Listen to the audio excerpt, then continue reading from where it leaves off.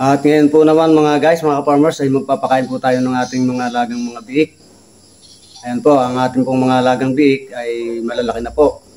At nakakatuwa na nga po sila. Ayan po mga guys, mga farmers. Ito po yung pakain po natin na ipapakain sa kanila. Ito po, yun pong hog free. Ito po. Magtataka lang po tayo, lalagay po natin dito sa isang sakong ito.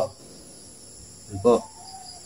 At bago po natin dalhin sa atin pong alaga ng baboy at pakakainin po natin ang ating pong mga biik. At kung mapapansin po ninyo, nandito po tayo sa ating pinagawang kusina. Yan nga po. Hindi pa po ulit nagagawa dahil sa naghihintay pa po tayo ng budget na gagamitin sa pagpapagawa po ulit o pagpapatapos nito pong ating kusina. Yan po mga guys, mga ka-farmers. Samahan niyo po ako sa ating pong pagpapakain ng ating pong mga alagang baboy.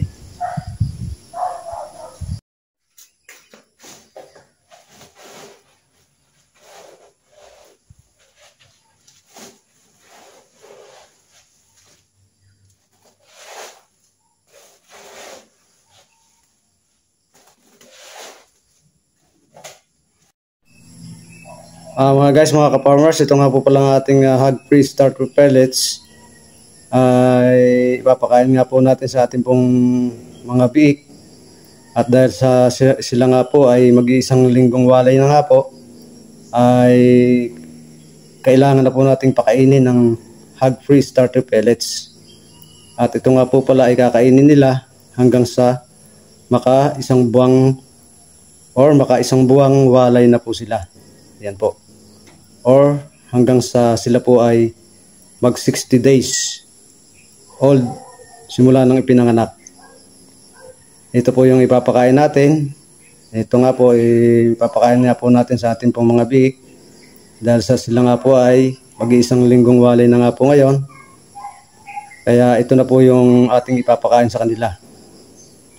Para sa ganun po ay nabanggit ko na nga po sa inyo na ito nga po ay madaling matunaw sa kanila pong mga tiyan, kaya hindi po sila mahihirapan ang ating pong biik sa pagtunaw kapag ito po yung ating pong ipinakain sa kanila.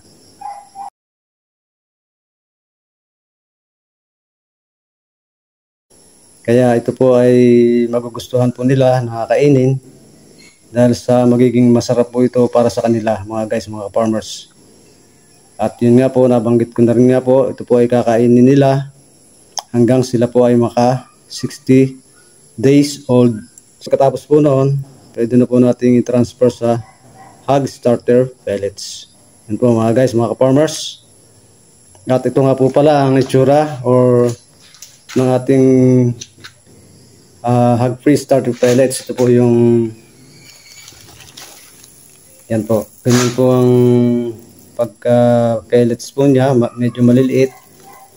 At nakikita po ninyo na ito po ay manilaw-nilaw.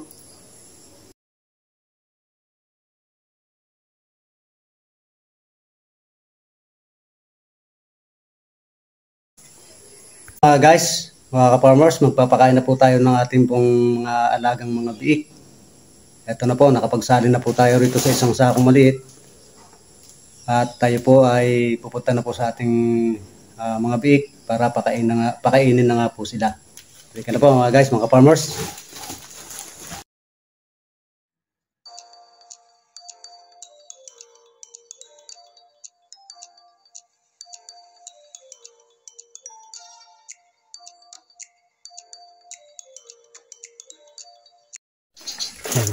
Ito na po yung ating alagang biik mga guys, mga farmers.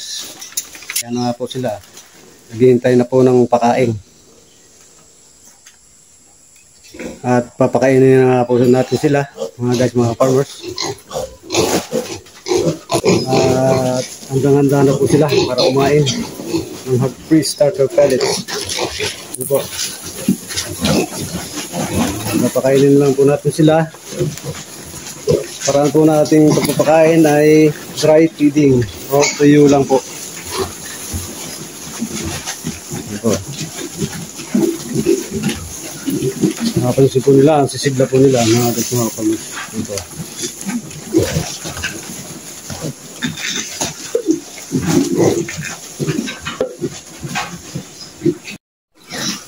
Yan po mga guys, mga farmers. Itong alagang biik. Masisigla po sila.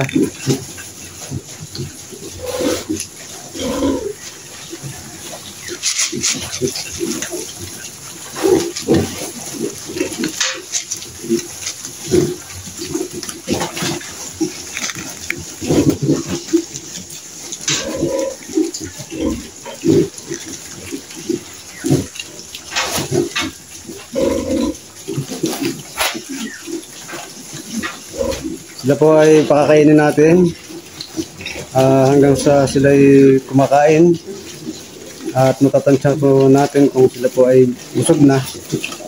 Ayan po. At huwag natin pakasobrahan dahil sa sila nga po ay mga beef pa lang.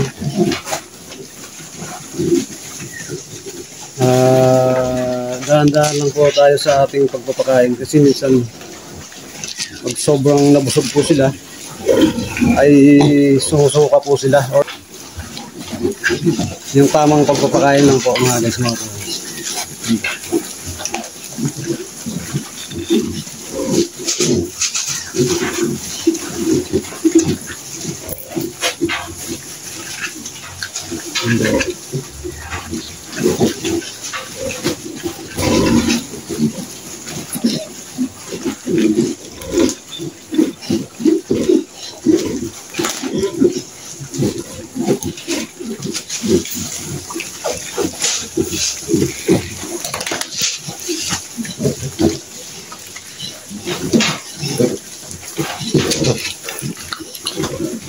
Gamit po tayo ng ganitong pantakal.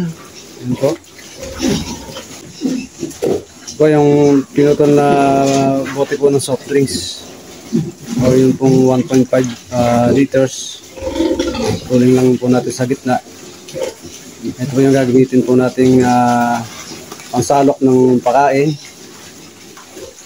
Pero ito po ay siguro ang laman po nito ay nasa mga 1 kilo or less than 1 kilo.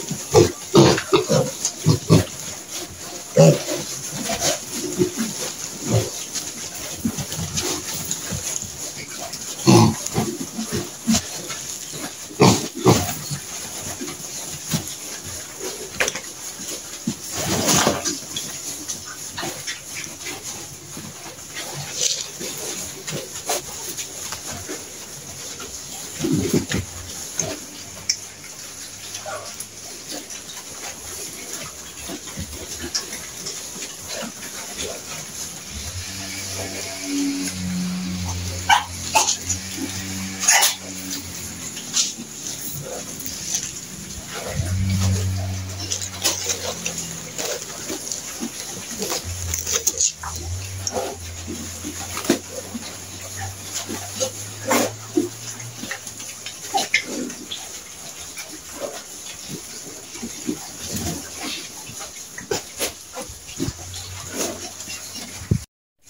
pa mga guys.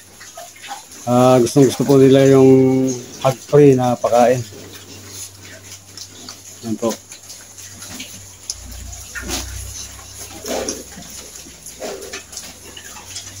Yung isa nagpahinga na. Busog na siguro. Hindi sa kumakain.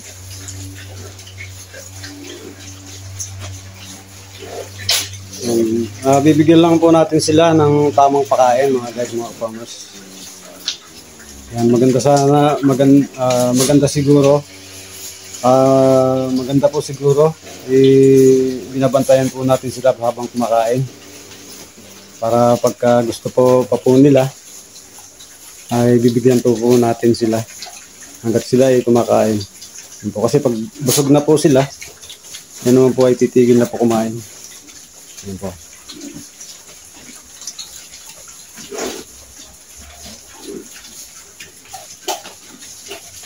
Mahirap din po na mabigla yung ating pong mga alaga na sobrang busog.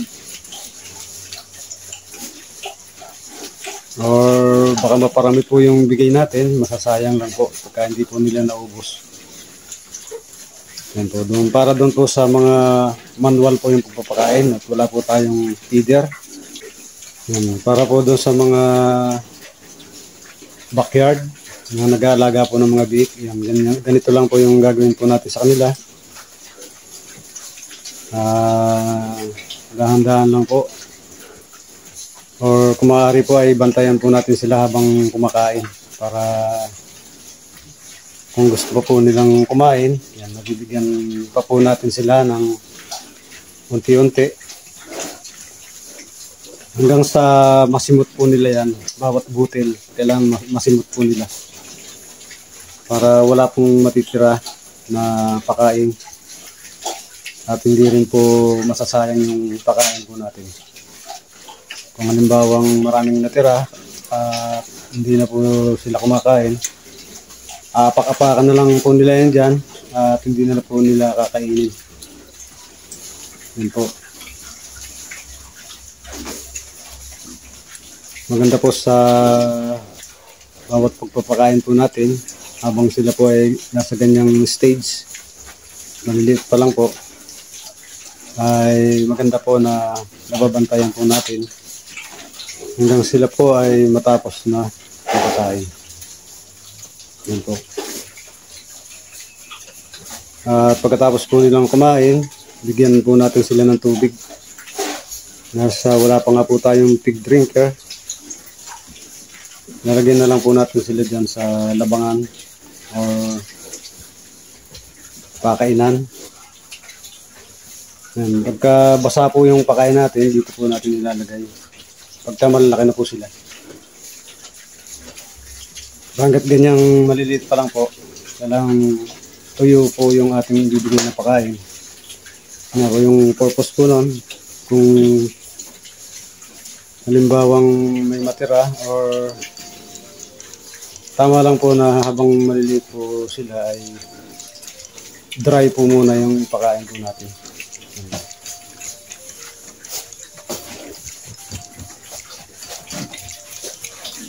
Yan, ito na po nilang sinisimot. Yan po, may natitira na nga pong pakonti-konti. Dapat yan eh, masimot po yan. Lahat. Or sa irin po nila. Yung iba, nagsasaid na lang. Yung iba naman, busog na, hindi na po sila kumakain. Busog na po sila. Yan po yung paraan po ng ating pagpapakain sa ating mga biik, mga guys, mga farmers. Kailangan po talaga na itiyagain po natin sila. Huwag po nating bibigyan ng pakain na iwanan lang po natin. Kasi nga, hindi po natin matiyak kung mauubos po nila yung pakain. Baka mapasobra ang ating bigay na pakain. Yun nga po, nasabi ko po na pag inapak-apakan nila, baka hindi na po nila kainin. yung matitira. Napakamahal pa naman po ng ganitong pakain, yung hog free starter na po. Dito po sa amin yung 1 bag po nito, bali 25 kilos. Nasa 1.5 na po mga kapaners. Yun pong brand na binibili po namin. Dito po sa tindahan po ng pakain dito po sa amin. Ay 1.5 na po yung 25 kilos na 1 bag na hog free starter.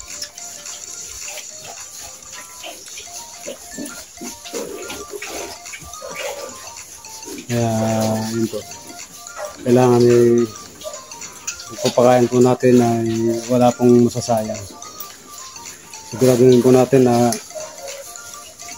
nauubos po nila yung pakain. Kunti na po. Minsan may gana doon sa busog na po yan, kaya ganun po. Busog na po siya.